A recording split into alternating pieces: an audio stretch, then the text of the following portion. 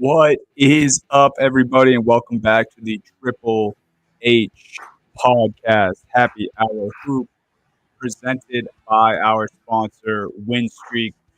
We love Win Streaks. We know you guys do too. It's simple if you don't know about Win Streaks. You pick teams that you think are going to win. You accumulate points based on those picks, and then you win cash prizes weekly. Win Streaks is 100% free to play. Sports from NBA, NFL, NHL, college basketball, college football that is now over. Got to wait for next season on that, but 100 players win cash prizes every week up to $2,000, guys. I'm telling you, it's simple, it's fun, and it's free. The contest runs every week from Monday to Sunday. Again, there is no deposits. And right now, you guys enter our referral code HHH by next week's show, January 17th. You will be entered to win a $50 game time gift card. All you have to do is download the WinStreaks app, use our referral code HHH. Jake's got it pulled up if you're watching on YouTube, the WinStreaks app. Make your picks for tonight. Use our code to sign up, and you'll be entered to win a $50 game time gift card. And then you can go see one of these sporting events in person. But don't forget, guys, download the WinStreaks app and start making picks, points, winning prizes. Now, gentlemen, we're back. The NBA is still cooking. It's in full gear this time of year. We have a lot to get to this show. Some new coaching news, which we don't usually talk about. A new show that's going to be featured about NBA players that I know the three of us are excited about. Got to go over some news and the NBA refs versus everybody. The NBA refs find themselves in the thick of it again. We're going to end the show with that juicy stuff. But how are you gentlemen doing? I'm doing great, Donnie. I'm doing great. We got a loaded slate of games tonight too. I know you're locked in on one specifically, but there's a lot of good games on tonight, including everyone's maybe a preview for the NBA Finals. Of course, I'm talking Spurs Pistons. Of course, I'm talking Spurs Pistons is on tonight. You know I'll be locked in for that. But no, we got a bunch of good games that night. T-Wolves Celtics being the big one. Didn't really think they'd be the two best teams, but here we are. So I'm ready to just be locked in on some basketball today. And like I said, I said last week, college football coming to the end. The NFL playoffs are starting. We're officially in basketball season. I'm locked in on college basketball too. And now the NBA is really starting to get going. And what perfect timing, once we finally get in the basketball season to drop the news of an NBA players show. This is the Players League. We get a players show, man. I can't wait. I can't wait for that. Oh, yeah. It's a great week of hoops coming up. I can't wait to get this show underway. Let's get to it. Let's do it, guys. Let's start the news and notes like we always do. Right off the bat, I mean, this sucks. We texted about it on the side when both of these happened. Obviously, John Morant's much worse. Out for season. I believe he tore his labrum. It just sucks, man. Like last week we had the Grizzlies in that fringe kind of group of teams. Are they a pretender? Are they a contender? And I think we went back and forth with the Grizzlies. They're a tougher one just because of how bad they started. But I mean, a guy like John Morant, you have him on your team. You have a decent roster around him. You kind of always have a fighting chance. And just a week ago we were talking about them in that light, and now here John Morant is out for the remainder of the season after all the bullshit he went through off the court. To make it back, was playing well. It's just all you can say about this is it really sucks, man. Hopefully a speedy recovery for Ja. It's tough. I mean, they're still pulled out a good one last night without him, but it's tough to see. It's tough to see good things for the Grizzlies moving forward. Yeah, I mean, he's one of the most exciting players in the NBA to watch when he's on the court, so it's tough, and the Grizzlies are in that weird spot too, right, where you're not really going to blow it up because I still like this team. But it's almost like, what, do you just ride this season out at this point, right? This entire season was kind of banking on Ja coming back after 25 games. And I know the Grizzlies didn't expect to start as poorly as they did. But even with how poorly they started, we kind of saw like, well, maybe this team can kind of figure it out when Ja gets back. And The biggest concern I had with Jazz, like, is he going to be focused on basketball? And it felt like he was for the, first couple of weeks he came back. It felt like he was. And now you have something where it's a season-ending injury, obviously out of his control, but he's missing more basketball. And it's just obviously completely different circumstances where you have Ja, getting himself in trouble beforehand. But now this injury, it's like basketball's missing Ja Morant again. And this is a guy who, when he's on the court, it's just better for the entire league. And so to not have Ja again or get robbed of Ja again it's just so sad. Like we talked about it last week, we didn't really know if the Grizzlies were gonna make that run, but it did not matter. When Ja's healthy, the Grizzlies are appointment television, and it's to be robbed of that for honestly feels like 2.5 years now. Yeah, I mean, you said it perfectly there, Steve. It's a terrible loss for the league. Terrible loss for the Grizzlies, especially to see how he was playing when he first came back. He was right back to it. Like, that first game back was one of the most electric games I've watched all year long. Yeah. So it's a shame. It's a real shame that he's out and injured. Hopefully recovers well and recovers fine. But yeah, for the Grizzlies too, it's a tough season, a lost season, especially when you look at the Western Conference and just like where they kind of would have been if Ja was healthy and available all season. They probably would have been one of the top 3 or 4 teams in this conference, the way it's kind of shaking out right now. So lost year for them, lost year for him. Hopefully he gets back healthy, and next year the Grizzlies are back on our TV screens, contending in the Western Conference, and Ja's on a revenge tour, just dunking all over everybody again. That's all we could hope for. Yeah, it just sucks. Like we keep saying, we want to see Ja out there. I don't know too much about returning from the specific injury that he has, but I mean, at the very least, it's not like a lower leg injury where the rehab could take however long, and he'll at least have his legs underneath him when he gets back eventually. Quick question, it just came into me now when you guys were talking about it amongst yourselves. Think there's any chance the Grizzlies try to move a guy like Marcus Smart at the deadline? Just because I feel like, they didn't go all in this offseason, but I think they kind of thought, how well they competed without Ja last year, and then how good they looked when Ja returned. Right. And they go out and get another guard who ultimately would complement Ja, and now they find themselves in definitely a losing situation, a losing season. And they brought Smart in. He's only getting older at this point. Obviously, I still think he has a lot left in the tank. But do you guys think they entertain that at all, or you think Marcus stays put? I think the Grizzlies just kind of stay put, because I really don't. They're in that weird spot, right, where if Ja's healthy, this is a contending team, and when Ja's not healthy, we saw previous years they were doing all right, and then this year they start off really, really poorly.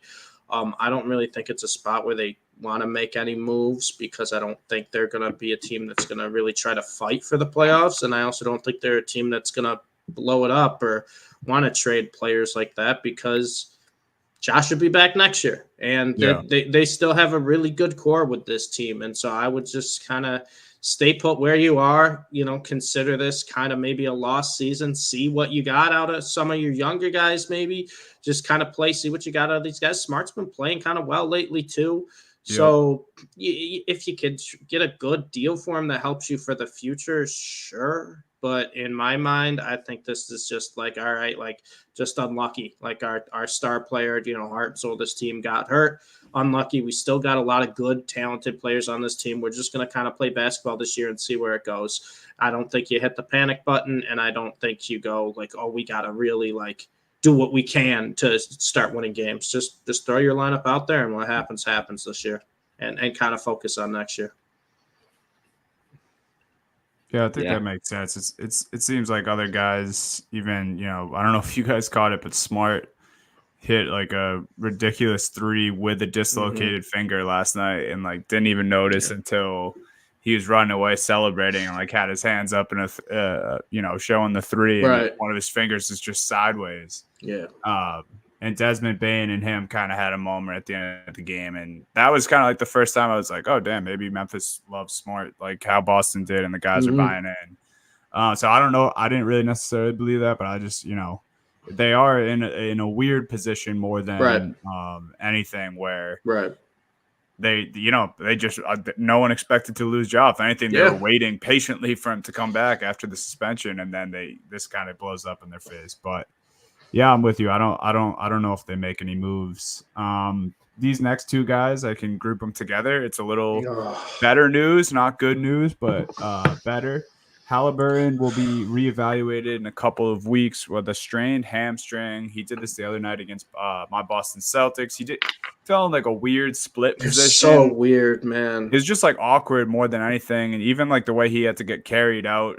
I thought it was season-ending the way he got carried out. Yeah, he looked like it was like he's out long term. The way it goes. So I guess it's good news, right? That it's only should be a couple of weeks. We'll see if it extends. But man, dude, the way that injury happened, Donnie, I thought it was season over for the Pacers too. And I was like, there's no way you're taking Haliburton and Morant from me. At the same time, two of my favorite players to watch, man. But the good news is, should only be a couple weeks. Pacers just gotta, no pun intended, keep pace. Just don't blow up like you have without Haliburton. They're playing the 6-30 Wizards tonight. Just beat the Wizards. You can beat the Wizards without Haliburton. Just win the games that you should. You'll be all right. But tough, man. You guys know how I feel about Haliburton. I mean, I think he's the best playmaker in the NBA. So that was a tough sight to see. Yeah, brutal. I was just like you guys. I was nervous about that injury. It looked really bad early on, but glad to hear reevaluate in a couple weeks. Hopefully he's back in a couple weeks and back on his all NBA level pace that he's been. Yeah, we want to see Tyrese back out there, and shout out the Pacers got the job done that night too. Like they came back even after Haliburton went out and they beat the Celtics. We'll talk about that game a little more at the end. Nothing to do really with the Pacers, but a third party in that game. And Cade Cunningham, we mentioned it. I'm kind of grouping him in with Haliburton.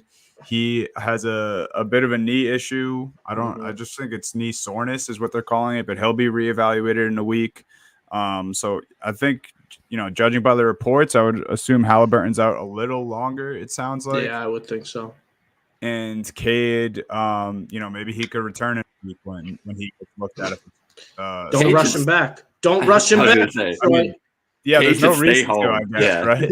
No reason to rush him back. I mean, just make sure he's 100% before you bring him back. Last thing you want, right? Unless they're trying to accomplish exactly what we were talking about last week, which they still haven't won a game. So a week's time has passed. Yeah, not good. They were 3-30 when we recorded last week. They're 3-34 as it stands right now.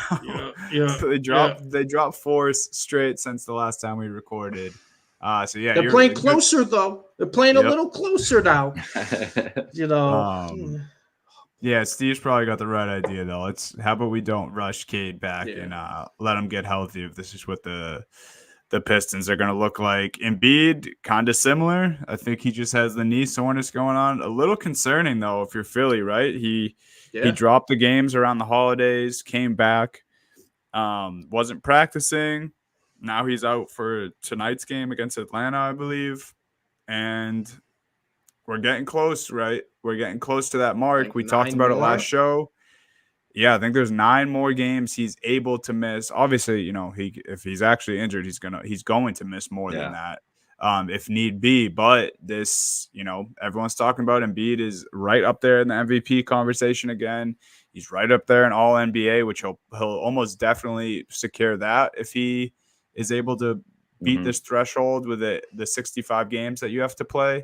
But it just sucks for Philly fans and Embiid fans alike that this new rule is implemented, and he's been consistently banged up for the start of the season. So, Philly, just from a winning standpoint, doesn't want to see this. And then also, Pat Bev is talking about how this is one of the single greatest seasons ever if he can finish with these numbers, and it's just sucks.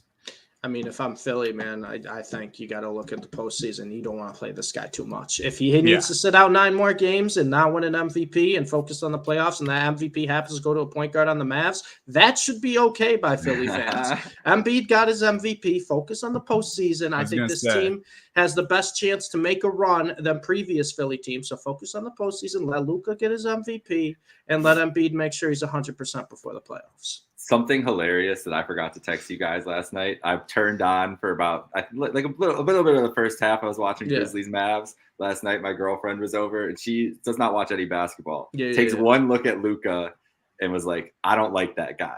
I was like, "Why?" I was like, "Why don't you like him?" She's like, "He looks sloppy." Like, you're right. He does look. He does look a little. That's kind of his look. Yeah, whatever. Yeah. I'm like, he's one of the best players in basketball. She's like, "There's no way." So that's what Luka does to people. Luka just unassumingly is one of the best players in basketball. She's a litmus test for a lot of my. But even when you watch some of the games too, right? You have a casual fan watch, like he shouldn't be doing what he's doing. No, exactly. That's the thing. He makes it look so easy, and it's like he's walking. Why can't they stop him? I don't know. Right. He's herky jerky in slow motion. Oh yeah, he's gonna hit that. Yeah, he's gonna make that layup. Yeah, it's crazy what he's doing right now. So I think if Embiid is out and misses on these awards, it's got to be Luka as the MVP. Unless you're talking SGA right now. Yeah, and you guys brought me up more on the SGA. It probably, I don't see him getting it over Luka though. Because they like to give it to guys who are. Well, the seeds are close. Yeah. If they're anywhere close, it's got to be Luka. And they would rather give it to the guy who's been in the conversation the last couple of years rather than the newcomer to it too. And Luka has definitely been in that conversation and just hasn't had like the team success like you're saying. Right. So if they're in the 4 or 5 seed or something like that, you got to give it to them. I don't know if you guys saw, but like the last 10 games, Luka's first half stats, he's averaging like 24, 6, and 5. Like stupid numbers in the first half. It's just all right, kid, just play him. MVP numbers in like 2012, bro. That's what I'm saying, bro. Like it's actually absurd what he's been doing in like the first half. You guys know I've been sending you like box scores. I feel like every time, like when I'm watching a Mavs game, I'm like, I think it was the one. I was like, I got to show you guys this box score. It was like 2 minutes into the third quarter. Luka had 32 already. Kyrie had 24, and the next highest Mavs score was 6. And it's one of those things. Just get him some help. Help the team success. But because I honestly, like, I'll be honest, I want Luka to win this thing. But if Embiid plays the number of games he needs to win the MVP, it's his to lose right now, man. It's his to lose. He's been the most dominant player in basketball this year, and you really can't argue anyone else. As much as I'd love to argue a few other names, you really can't. I watched enough of the Philly games with Embiid, and as much as we don't like James Harden on this pod to talk about how this Philly team looks better after you lose a guy like that because of Embiid, and just look again, just the difference of the Philly team when Embiid doesn't play, but the difference of the 76ers of how Tyrese Maxey plays without Embiid.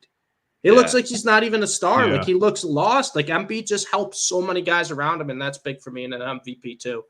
And, obviously I think he's been the most dominant big in the paint since Shaq. I mean, nobody can stop Embiid in the paint this year. I mean, you can't even try. And he's improved his playmaking substantially this year too, right? He saw Jokic win a couple MVPs because he knew how to pass. He's like, I could try that too, and it works.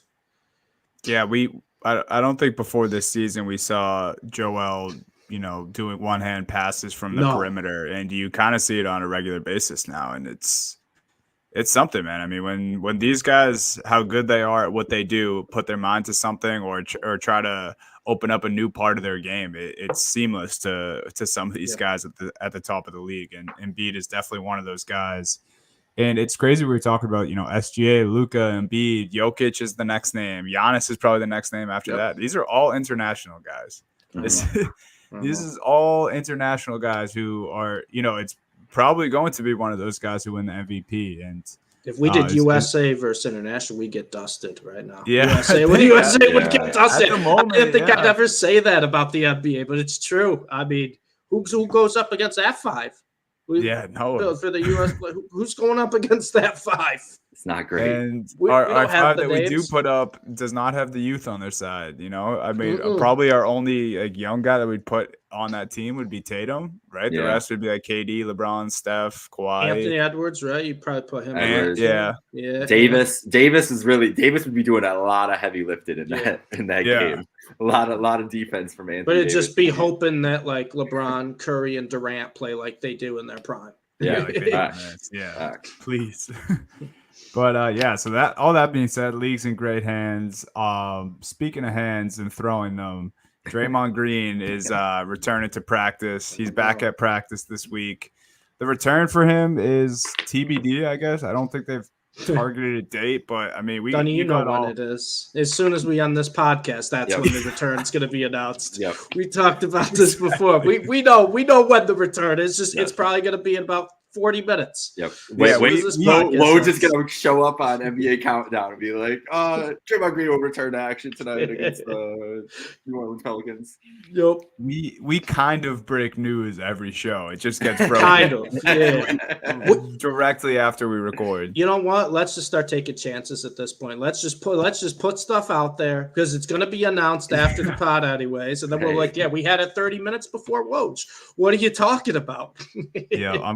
I'm actually gonna look at the Warriors schedule right now and see if I could pick. There's got to be something coming up where it's too perfect for them not to do it. Let's see. Home game on Pelicans national tonight, television. Sign Bulls. Draymond up for that.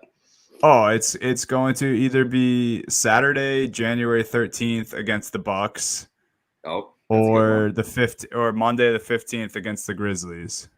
Those are my two guesses. It's probably Saturday. Yep. Bucks Warriors. Yeah. So let's. He's not missing that game. Just for the clip, this isn't real. Disclaimer. This isn't facts. But now that I said that, this just in on Happy Hour Hoops, Draymond Green will be returning Saturday, January 13th against the Milwaukee Bucks. There you go. You heard it here first. Heard it here. Love it. Just Take to get that, ahead. Woj. Take that, Woj. One piece of news I didn't put in here for you guys, but I saw it right before we hopped on, is there's no timetable, so I didn't feel necessary to put it on, but Ben Simmons in front of the media earlier today said he's coming back soon. So soon for Ben Simmons in the past has mentioned a lot of things, but obviously Brooklyn would like to see that. And I was going to say, kind of crazy that we're saying like Brooklyn would really like that. Would really like to have Ben Simmons back right now. He looked good in his short stint at the beginning of the season. So and he helped them substantially with defense and depth as well, and that's something they've really been lacking last month or so. For sure. So we'll see. Stay tuned in with us on all those injuries, and we hope these guys who can be back will be back soon. The biggest news in coaching in the NBA in a while: Eric Spoelstra, new contract, 8 years, $120 million. We were talking about last week. I think Eric Spoelstra is the best coach in the NBA. Well deserved. Yeah, exactly. I think this is extremely well deserved. Did you guys see what the Miami Heat did for him while this was in the works? Eric Spoelstra just finalized his divorce with his now ex-wife, and they waited to sign this contract until all the divorce stuff was done. So wow. Miami's taking care of Spoelstra, huh? So they were probably ready to do this. Probably agreed to like 7 months ago, and he's like, "Guys, can we?" That's Heat culture right there. That is Heat culture. I mean, and this is the thing we say, right? Like we joke about it though, but like with Heat culture, the Heat are the same type of team every single year. I think there are a few coaches in the NBA that are really, truly very impactful. I think a lot of you just kind of rotate them in every couple of years. Yeah. Spoelstra is one that is truly impactful. It feels like every single player, like you get the best out of them in Miami. And it's, one of these guys where you look at the roster, even when they have injuries, like other guys just step up. And I think coaching is a big part of that. Well-deserved. I think he's the best coach in the NBA right now. Probably, second best after Popovich, if we're talking about, all the current coaches and what they've done. But right now, I mean, who in the NBA would you rather have coaching your team than Eric Spoelstra? No one.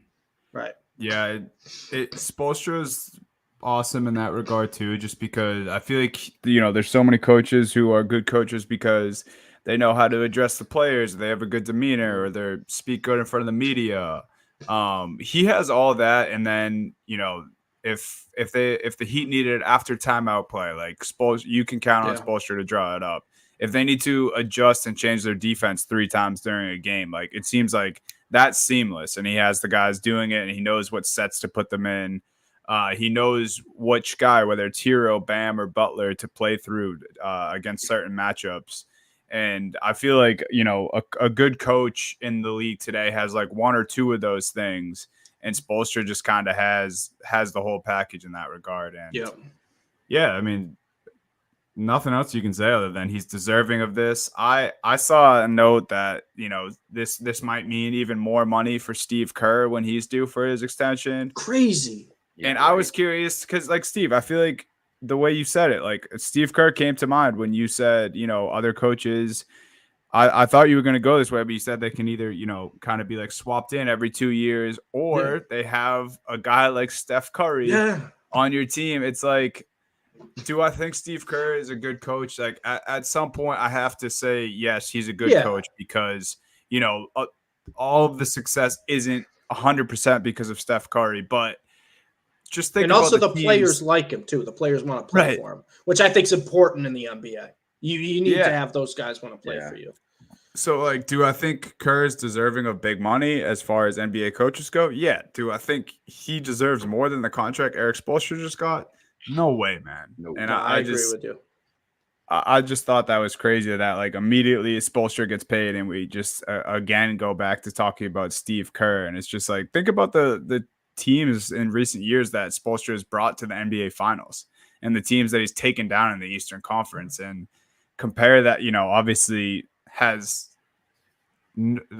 not on the same level as far as rings go to Steve Kerr. He has half the rings that Steve Kerr has, but I don't know. I thought that was just a crazy way for the NBA media to throw Steve Kerr's name into the conversation again. No, I agree with you, Donnie. I mean, it's one of those things, right, where it's like you can't really punish the coach for having a generational player or something like that, but at the same time, too, you have to take that into consideration a little bit. Like this, like his championships. Look what they won. They had Kevin Durant for 2 of them. He had Steph Curry and Kevin Durant, who, when they retire, are probably both going to be top 10 players of all time. Yeah. Like these Miami Heat teams, these recent Miami Heat teams. I love Jimmy Butler. I love Bam Adebayo. They're never going to be top 10 players of all time. And if you look at how, these teams were constructed or what happened, with the Warriors, it was like, plus you had Klay Thompson too, who I know he's struggling lately, but he's one of the greatest shooters of all time too. But you look at these Warriors teams and you're like, how are they successful? It's all because of these superstar players. At the end, when it's all said and done, there's going to be like 4 or 5 Hall of Famers from Steve Kerr's Warriors, his core teams. Mm-hmm. With like Spoelstra, you look at like these Miami Heat teams, it's just these guys step up every single time. He just gets the best out of his players. And the Warriors do to a point too. I'm not saying they don't. There's a lot of players who've gone to the Warriors and made impacts, whether it's off the bench or, towards the end of the career or just young guys. But with that being said, I don't think there's anyone right now who gets the most out of his players than Eric Spoelstra. And I think he's proven that year in, year out. Yeah, man. Can't say enough about Spo. He definitely deserving of the money. Love that the Heat helped him out through his time of divorce as well. Kind of cool move having your coaches back like that. Yeah. That's a Heat culture thing, like you said. Yeah. That is the most Heat culture thing. They're like, we love Spo. We're gonna, do him as good as we can. And there you go.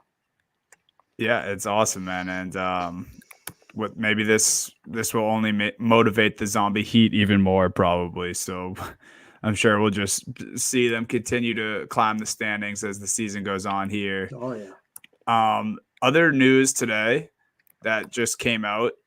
If you guys have seen the Netflix show Quarterback, the NBA is making their own version of this. No name yet, but NBA documentary series starring the likes of Jimmy Butler, LeBron James, Domantas Sabonis, Anthony Edwards, and Jason Tatum. I mean, we texted about this earlier, but I am absolutely amped for this. Yeah. I only watched a few episodes of the quarterback I was series, going to but say the same thing. I didn't I care thought it was about it. yeah, I thought it was cool, but like I felt like I kind of knew like quarterbacks, about them more than any other athlete in every other sport. I feel like they're the shine, they're the Yes. one that everyone talks about when the game's on. And of course you could say that about LeBron James, but all the other guys on this list, like, and LeBron, they're doing it for the draw. I'm sure there's a bunch of cool shit that we can still learn about LeBron James too, but all these other guys, I know already that Jimmy Butler has an interesting story, but I don't really know about it. Sabonis has a super interesting story, I'm Mhm. sure, and then Ant and Tatum, rising superstars who doesn't want to learn about these two guys who, in theory, will be at least part of the face of the league moving forward. So I'm amped about this show. I'm sure you guys are as well. Yeah, and I think we see the 5 names, right? The NBA, I say it all the time, it's a players' league. We see these 5 names, and it's like you got 5 stars. You got 5 superstars right here that are willing to do this. And I love that because I feel like sometimes in other leagues you would have to, pull teeth to get guys to do this. First off, we know nobody would want to do this more than LeBron James. Like this is right up his alley right here. LeBron is so excited for this. But the other names too, I think it's awesome. Like Domantas Sabonis, I was very excited to see his name on the list because this is a guy that I've been saying for years is a player that a lot of people sleep on because they don't really watch him. He was in Indiana when they were kind of irrelevant. Then he went to the Kings, who play late at night. And if you're not watching the NBA every night like we are, you really don't kind of see what he does. But he's been putting up ridiculous numbers. He's been a big part of the Kings' turnaround the past couple of years. So I'm interested to see that. Also, too, he's a foreign player, which I think that'll be kind of a cool angle to go on with this show. I told you I wasn't too interested in the quarterback thing because I didn't really care too much. They didn't seem too interesting to me. But man, the NBA players, I mean, like I said, it's a players league. I can't wait to kind of see this. The only thing is, I think we'll probably get multiple of these down the road, multiple players. We'll just never see Nikola Jokic, unfortunately.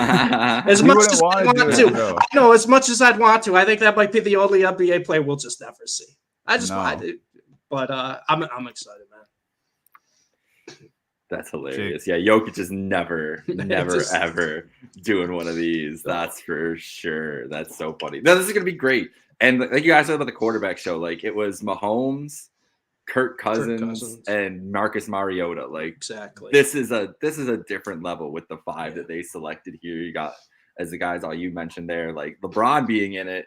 Not surprising at all, but still, whatever kind of behind the scenes look we're going to get into LeBron James's everyday life will be extremely interesting. Yeah. Yes. And then everybody else too. Like this is a great idea for the NBA to kind of jump on and get us closer to these players and kind of just see like more in the day in the life. Because we know NBA players have a lot of downtime, like generally during the, like on off days and everything else. So to kind of see like how crazy or laid back their lives are whatever they choose to be is going to be really interesting. And I think it's just the NBA is the best at this, at connecting you to an individual and making you feel like them and like you're connected to that player and their journey and their story and everything else. It's the reason that we love this sport so much. We all have we talk about our favorite players on here all the time. And so it's going to be a great opportunity. The fact that my favorite player of all time, LeBron James, Jason Tatum being on there for Dunny. We got Sabonis on there for Steve. If only Luka was on this show for you. We have the trifecta. But Sabonis, I gotta wait. I gotta wait for Luka. It'll become. I'm most interested in seeing Jimmy Butler though. Jimmy Butler, I think so, bro. Because he's Anthony Edwards. Well, Ant could be doing some crazy stuff too. But Jimmy Butler, like big face coffee. Maybe we get some Shakira on the show. Like who knows what Jimmy Butler's gonna be up to in South Beach? But it's gonna be a good time no matter what. Yeah, man. I'm excited. Like Steve said, I'm excited for Ant too. Like him kind of like being a movie star in that Adam Sandler movie before he even really came into his game, and now he is that superstar that he's portraying in the movie. I think if they go into that a little bit, I think that'll be a cool angle. And yeah, like Jake nailed it. Obviously, I'm super excited for the Tatum episode. Yeah, watching that should be a blast. and I'm definitely keeping my eye out for it. I'm going to be checking Netflix. I'm sure it's going to be in the coming soon category, and I can get a date on that soon, hopefully. But yeah, that should be awesome. Something to watch. And now for the last segment, guys, NBA refs versus everybody. They have been in the news, I'm sure, much more than they would like, much more than Adam Silver would like them to be in the news lately. It started, what was that? That was last week, right? The LeBron James 3 that his foot was, or Dude, maybe 2 weeks it ago feels now. like it was so long ago at this point, but you're probably right, Yeah. Tony. It just, I think it was it's one last of, week or the week before. it's just one of those things where I'm like, it felt like it was so long ago, but it's like, no, it wasn't. It just happened because there's something happening every single night. It feels like with these. Yep. Right, and that's why they're in the news, and not for a good reason. We had the LeBron James 3 that got missed like last week, a week and a half ago. Jaylen Brown the other night, call that ended up costing the Celtics the game. He got hit on the head and then blocked. I believe it was Buddy Hield that blocked him and hit him on the head. Called a foul on the floor. Jaylen Brown's going to have 2 free throws. They come out of it, claiming that he did hit him in the head, but it wasn't a foul. They took it back. And it's funny because LeBron took to Twitter and to defend Jaylen Brown, like other people who weren't even involved in this game. Buddy Hield went up to Joe Mazzulla and while it was being reviewed and admitted that he hit Jaylen on the back of the head. And the refs still seemingly, got it wrong, whatever. If the 2-minute report that the refs put out last night was all over the place, super contradicting from what they said in the game. And even just there was conflicting evidence in the report in itself. So just not a good look. And then last night we had the Toronto Raptors versus the Los Angeles Lakers. And the coach of the Raptors, Darko Rajak, I'm going to screw up his last name, but Rajakovic. Rajkovic? I think so. Rajakovic, I think. Yeah, or Rajakovic. Yeah. That was a good effort, though, Dunny. That was a good effort. Thank you. I appreciate it. That was, we'll just call him Darko. That was one of the more crazy tempers I've seen in a post-game presser as far as just speaking passionately about the sport that you're playing, and he went off. So much so, saying some crazy things. Like, we all love Scotty Barnes, but he was calling Scotty Barnes like the future face of the league, and he was using all these exclamatories towards the NBA refs. It looked like his eyes were going to pop out of his head. But the whole issue is that the Lakers in the fourth quarter had 23 free throws attempted, and the Raptors only had 1. Or 2, sorry. 2, yeah. They only hit 1. And it was a super close game. But yeah, I mean, just any 3 of these situations where we can leave the LeBron one in the past. I just felt like it was recent. But like, what do you guys think of the NBA refs? I mean, this is, we're not a stranger to this, but it seems like it's happening a lot more lately.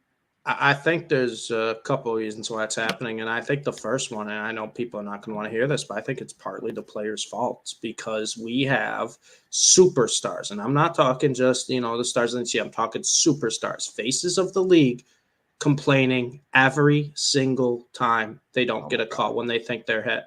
To the point now where you're going to have some refs that it feels like, oh, there's pressure on them. So anytime it's close, and if you watch these games too, guys, there's a lot of late whistles, right? There's a lot of late whistles where it's almost like if, like, let's say in the Raptors-Lakers game last night, for example, there were a few times Anthony Davis went up for a layup or went up, contested shot. And if that went in, no whistle. But as soon as that ball kind of bounced off the top of the rim, that's when you heard the whistle. And it's like, I feel like sometimes there's so much pressure put on these refs because of these superstars constantly in the air, constantly complaining. It's like, I got to call it for them. And then when you don't call it for the other team, it just makes it so blatant, so obvious that, you're kind of favoring the star players. And I get it. There's always going to be favoritism to star players in every single league. You see this in baseball with balls and strikes calls on the best hitters in baseball. You see this in football with the superstar quarterbacks and what type of contact can be had with them, or the superstar wide receivers. Like, I'm not saying it doesn't happen in every sport, but I think it's an extreme in basketball because of how vocal these superstar players are allowed to be. when they complain about calls. And we look at this, what happens when a ref goes the complete opposite direction and goes, I'm going to be stubborn. I'm not going to call anything on you, or I'm going to toss you. We saw the reaction when Jokic got tossed for just barking at the ref. We've seen the reaction where a NBA superstar will go up and, think they get fouled and then complain it's an automatic technical foul. And that reaction's almost worse than the reaction of just calling the fouls. So my biggest thing here is I just want to see more consistency, right? I understand that superstars are going to get more of a benefit of a doubt, but I'm tired of watching a game, and this is by someone who had Anthony Davis points prop last night, which smashed, all right? I loved that he got so many free throws at the end of the game, but I'm tired of, if you think it's a foul, call it right away.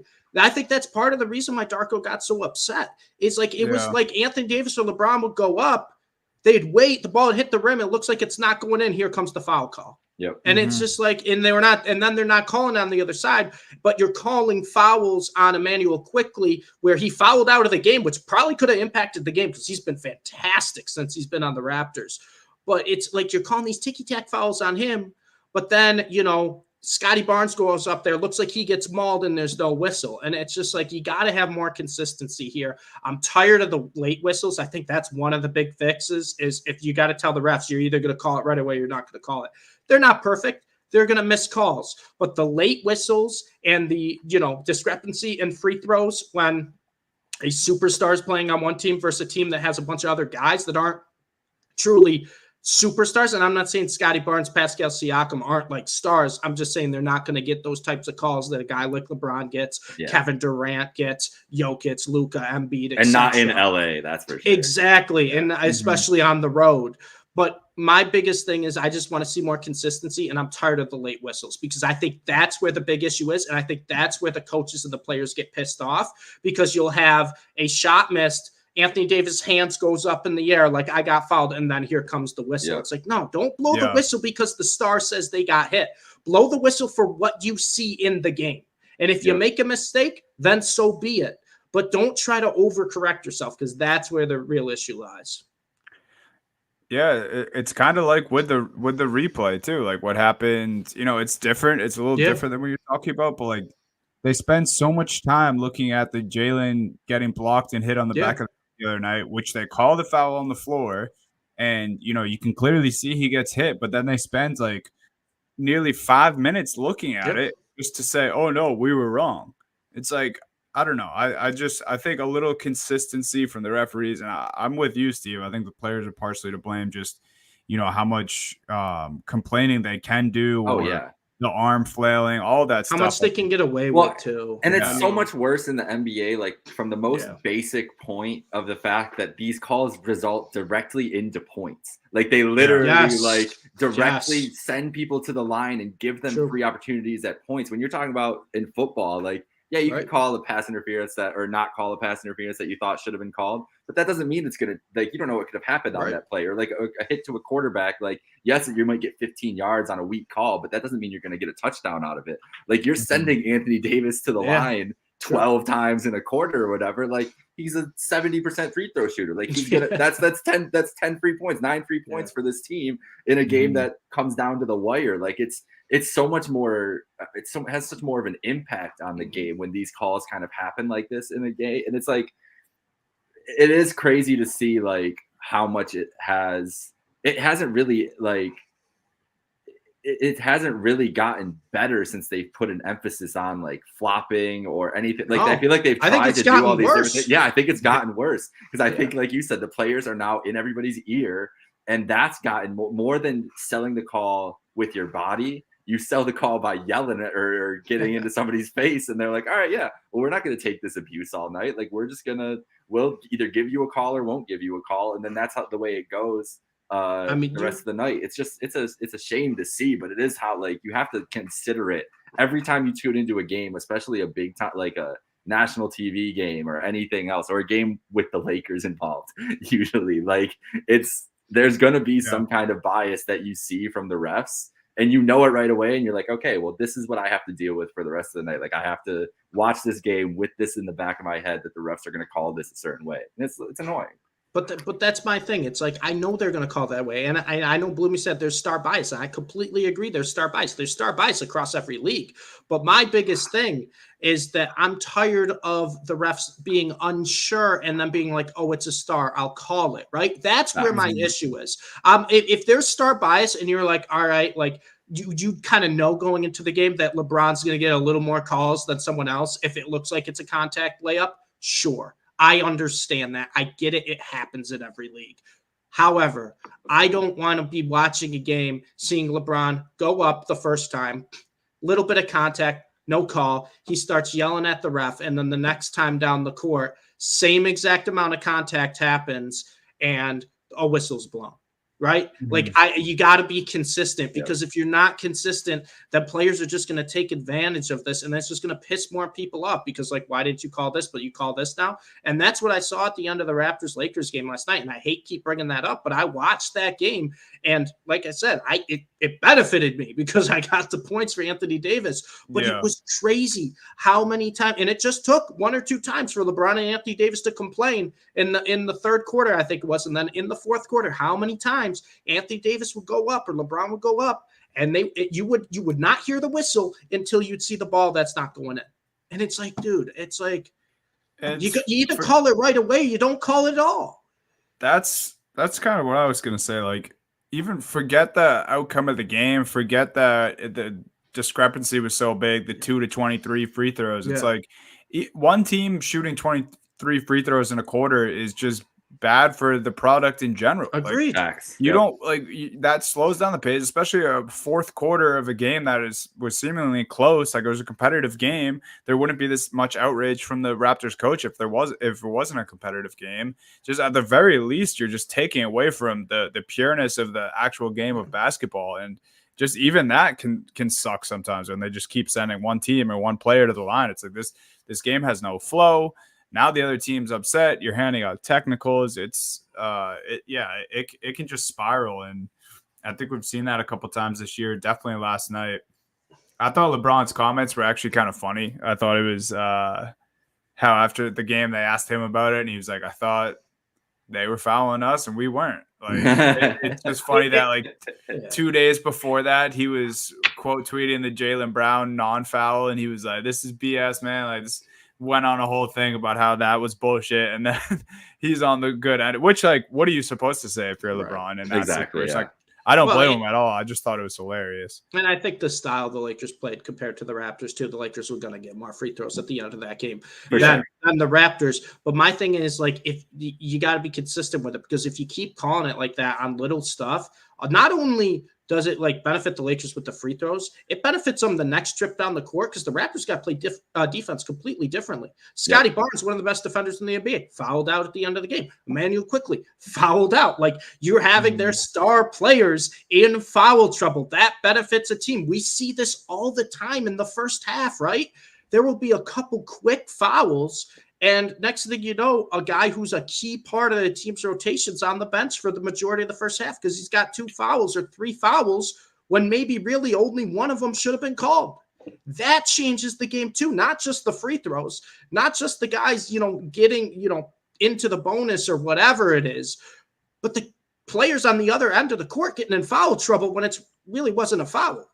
That, like, to me, that changes. When I watch a basketball game, I want to watch the best of the best go at it, right? I don't want to see a team benefit because one of the star players got 3 fouls because he happens to guard Anthony Edwards. Anthony Edwards, goes up and complains after the first time, and the next 2 trips down the court, same thing, and now you're calling a foul. That, like, and it's just one example of a lot of players where that could be the case, right? But that's my big issue. It's like, every time, like, it looks like you're going up against a superstar, it's like when they don't get the call the first time, they're going to bark until they start getting the call. And it drives me nuts because I feel like it's either the refs trying to overcorrect themselves. I know there's going to be star bias, but it's like, you got to be consistent. You just tell them, I'm not calling that. You're going to need more contact if I'm calling that. Yeah. Or you call that from the start and you call it for everyone. I agree. NBA refs they're mental midgets, JBC. They're mental midgets. That's what we're talking about here. They don't have a mind of their own. And that's the problem. And that's why I said, Dunny, it's partly the player's fault, right? Because if we didn't have these superstars, faces of the league, constantly complaining. And I'm looking at the two of you right now. It's three of our favorite players are the main culprits of this. I'm not gonna say they're not. I'm not gonna say they're innocent. Like we know exactly what we're talking about here, but we gotta somehow stop that to a point because I'm tired of watching it. And it's like it's just not good for the league. During this whole conversation, I'm just picturing Tatum's scowl that he always has on his face after he goes to the hoop, or if he falls down on a 3-point attempt. I'm picturing Luka letting the Mavs play 4-on-5 because he's still talking to the ref on the other half of the court. Yeah. That is. We know LeBron, Jake. We don't even need an example from him. LeBron will sit there and just yell and just does not play defense at all. He's like, I'm just gonna wait for the offense. I'll take these 24 and just hang out. The all-time best LeBron one is what we got last year. Celtics Lakers at the Garden. That was when Pat Bev brought up the camera. That was, and he's pointing to the camera. All-time moment. And Bron is on his knees, like this is like the worst thing that's ever happened to him in a basketball court. Oh my god! Absolutely all-time moment by Pat Bev, though. I'll never forget that. That was you can't. That and when we reacted to that live, my buddies were like, "This only happens in the NBA. This is the only thing, only league this is allowed." It's like it's the greatest thing. Yeah, I mean, no one's saying that the NBA ref's job is easy. I think, at the very least, we can come away with this. Just asking for more consistency. I think that fixed a lot of this. Obviously, not all of it. But yeah, I mean, what a week to be an NBA referee. And we're not even halfway through the season yet, guys. I know. Yeah. So hopefully we're not even in postseason games. Yeah. We I'm sure, of course there's going to be more drama. That much is for sure. We love the drama. Yeah, and in a weird way, we're looking forward to the drama for the rest of the season. You guys have anything else at the end here? Can't think of any other. The only thing I got is my win streaks picks. Oh, let's hear them, Jake. Let's hear them. Night. I've got the Oklahoma City Thunder, nice 35 points. And could be the South Beach, South Beach flu, whatever else. I'm going with the Thunder. I think they lock it in today. I like the Bulls tonight, 37. I'm going with safer picks tonight. I'm going a little safer. I'm not trying to get the underdog. The underdog's been messing me up a little bit, so I'm gonna stay away from that. And then in some college basketball, just take Kansas. Kansas at UCF. I think Kansas gets it done. I like that. Points. Yeah. I like that. That can get you about 100 points today. It's like a 36, a 37, and a 23. So it's close to 100. That's what I want. I just want 100 points. That's my new strategy. If I can get to 100 points a day, I feel like you're in a good spot with the win streaks app. And then once you get to the end of the week, if you're looking at a good total, then you start taking some chances. Look at those weekend games, and you're like, oh, maybe I like this underdog here in this spot, and then take a couple swings. That's what I'm going with. I'm going safe tonight. I like it. Donnie, what you got? We need a score prediction. I don't even care about a win streaks prediction. Score prediction. Celtics T-Wolves. Because I know what you're taking at win streaks. Come on now. I already know what you're taking at win streaks. I don't need that.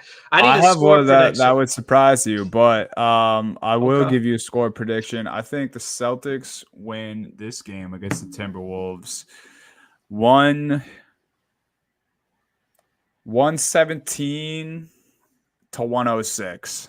I think there we go. They keep the home streak going. No Gobert tonight for the Timberwolves. No KP for the Celtics. So a big for a big down there. I think the Jays will attack the rim. Tatum had 32 and Brown had 26 in the first meeting, I think. And Ant Edwards stole the ball from Tatum on the last possession in overtime and kind of talked his shit afterwards, which is perfectly fair. He had every right to do so. But if I know Jason Tatum, he likes bounce back games. He didn't play last game for the Celtics, so he's got fresh legs. I think I gave out my prop pick of the night earlier today, though. It's Jason Tatum on the points. I believe it was 25.5 earlier today. I think it's probably 26.5 now, maybe even higher. But yeah, I like the C's taking it. I do have them on win streaks. I also have UMass basketball on win streaks, starting out hot in the A10. And I think I was on the Thunder as well, Jake. I'm on the Colorado Avalanche in hockey. There we go. And I'm on the Atlanta Hawks over the Philadelphia 76ers. The I like that Embiid-less one, too. 76ers. I don't hate that. I'm similar with you guys with OKC. I got OKC. I'm actually JBC. Cover your ears. I'm taking the Rockets over the Bulls. I'm taking the Rockets over the Bulls. And then college basketball. You guys know college basketball season starting up. We're in conference play now. I think these conference play games really matter, especially to the home team. Historic night last night. Especially in the home team when you got a pretty good team coming into town. Xavier home against UConn. Xavier's home dog. I love the home dogs, especially when a big team comes into town. Give me Xavier. I think 66 points on that too. Ooh, I love when it's over 50 on win streaks. Sometimes it doesn't work out for me, but I'll still take it anyways. Steve, JBC is not happy with you. I know JBC's not happy with me. I know he's not, but you know what? I'm sorry. I got the better team with more points, JBC. What do you want me to do? That's a good point. What do you want me to do, JBC? I can't say no. And you know what? I hope the Bulls win. I hope they win, JBC. Prove me wrong. Prove me wrong. We had a historic college basketball night last night. Number 1 and number 2 going down since I think it was the first time since 2016 it happened. Yep. Only first a couple times it's happened in history. It was a great game of what an environment for Iowa State. The Cyclones, Houston coming in. Now Houston a part of a Big 12. I think people forget that. Like Houston's playing a Mickey Mouse schedule. It's not anymore. Not anymore. They're gonna have to prove themselves in conference play now. So I'm really looking forward to that. And then Nebraska. See, I was more expecting Purdue too. I think Iowa State was only a 1.5 underdogs last night, so it wasn't like it was a close spread and everything. Nebraska was a shock. Shock. Big one. Yeah. Big one for Nebraska. And that's the thing. That's why I love this part of college basketball. Once you get into conference play, it's really like you see the crowds get into it for these big home games when a ranked team's coming to town. And I love that. It makes it chaotic, the bubble picture, everything. Oh, we got so much basketball options now, boys. I was going to say, it's really beautiful, guys. College football is over. College basketball, full gear. NBA, obviously full gear right now. Basketball season. It's basketball season. It's the best time of year. We gave you guys our picks on win streaks tonight. Remember to download the app. Use our referral code HHH when you sign up. Start winning cash prizes. 5 picks per day. 100% free to play. We already know you're watching these games. Pick who you want to win. Accumulate points and then win cash prizes. The contest runs every week, Monday to Sunday. Again, use our code HHH in the referral code spot, and you will be entered to win a $50 Game Time gift card. We're going to announce it on the show next week, January 17th. Be there or be square. Go download Win Streaks. Use our code HHH and enjoy the basketball, guys. Have a night, later, folks. guys.